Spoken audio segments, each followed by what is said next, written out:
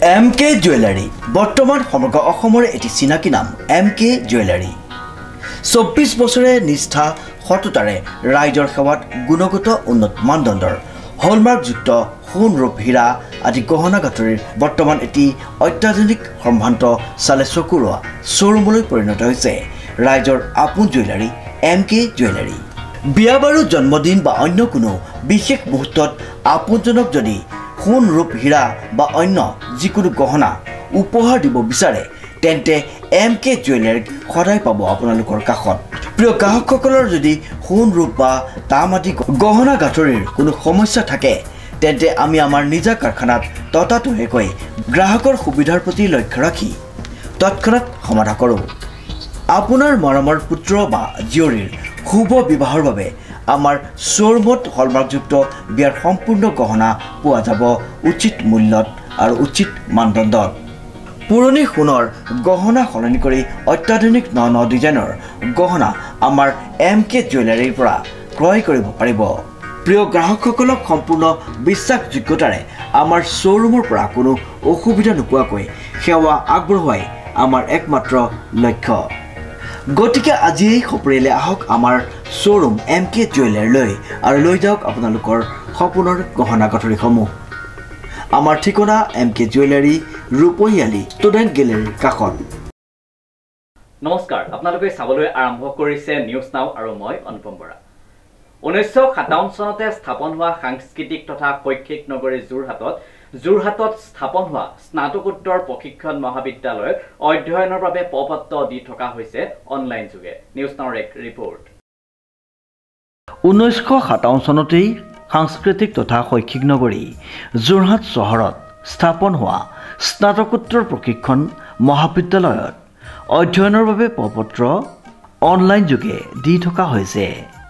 1957 চনতে যোৰহাটৰ একমাত্ৰ চৰকাৰী স্নাতকোত্তৰ প্ৰশিক্ষণ মহাবিদ্যালয়ত আন্তঃগাঁথনি তথা ইয়াৰ শিক্ষাৰ সম্পৰ্কে মন্তব্য আগবঢ়ায়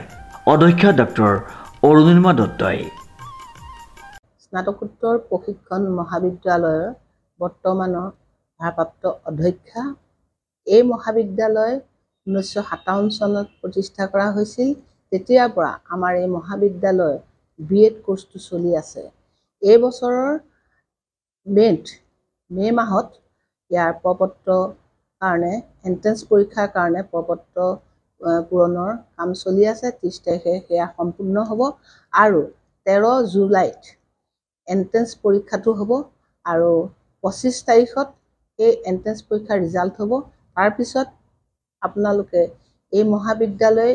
আৰু অসমৰ বিভিন্ন ডিব্ৰুগড় ইউনিভাৰ্চিটিৰ আণ্ডাৰত থকা মহাবিদ্যালয়সমূহত নামভৰ্তি কৰিব পাৰিব আমাৰ এই মহাবিদ্যালয় এটা ঐতিহ্য আছে যি কাৰণে ডিব্ৰুগড় বিশ্ববিদ্যালয়ৰ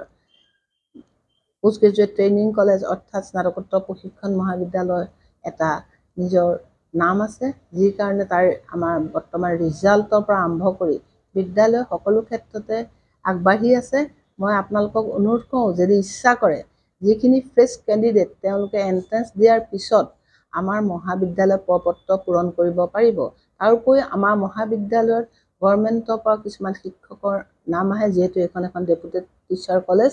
তাৰ পৰাও আহিব আৰু সেইখিনিৰ উপৰিও যিখিনি আমাৰ চিট বাকী থাকিব সেইখিনি আমাৰ ফ্ৰেছ কেণ্ডিডেটে এই মহাবিদ্যালয়ত নামভৰ্তি কৰিব পাৰিব সেই সময়ত আমাৰ মহাবিদ্যালয়ৰ লগত যোগাযোগ কৰিব পাৰিব মহাবিদ্যালয় 1957 চনত প্ৰতিষ্ঠা কৰাৰ দিনৰ পৰা প্ৰথম অধ্যক্ষ আছিলে প্ৰয়াত ইঞ্জিনিয়াৰ তাৰপিছৰ পৰা এই মহাবিদ্যালয়ক্ৰমে বিভিন্নজন শিক্ষাবিদে এই মহাবিদ্যালয়ৰ বুনিয়াদ ৰচনা কৰিছে আশা কৰোঁ আপোনালোকে এই মহাবিদ্যালয়ত পঢ়িলে বিভিন্ন ক্ষেত্ৰত আপোনালোকে যথেষ্ট সা সুবিধা পাব আৰু এটা ভাল ৰিজাল্ট লৈ ওলাই যাব পাৰিব আৰু আপোনালোকে সমাজৰ যিখিনি ছাত্ৰ ছাত্ৰীক তেওঁলোকক আপোনালোকে পোহৰৰ বাট দেখুৱাবলৈ এটা সুবিধা লাভ কৰিব মই অধ্যক্ষা হিচাপে এইখিনি কথা ক'ব বিচাৰোঁ যে যিখিনি সুবিধা লাগে আমাৰ এই মহাবিদ্যালয়ত গভৰ্ণমেণ্ট কলেজ হিচাপে চৰকাৰী কলেজ হিচাপে প্ৰায়খিনি সুবিধাই আমাৰ মহাবিদ্যালয়ত আছে আৰু মই গৌৰৱ কৰিব পাৰোঁ যে আমাৰ মহাবিদ্যালয়ৰ পৰা এটা খুব ভাল ৰিজাল্ট কৰি উলিয়াবৰ কাৰণে আমি সদায় চেষ্টা কৰি আছোঁ ময়ে নহয় মোৰ সহকৰ্মীসকলেও এই ক্ষেত্ৰত যথেষ্ট অনুপম বৰাৰ ৰিপৰ্ট নিউজ নাও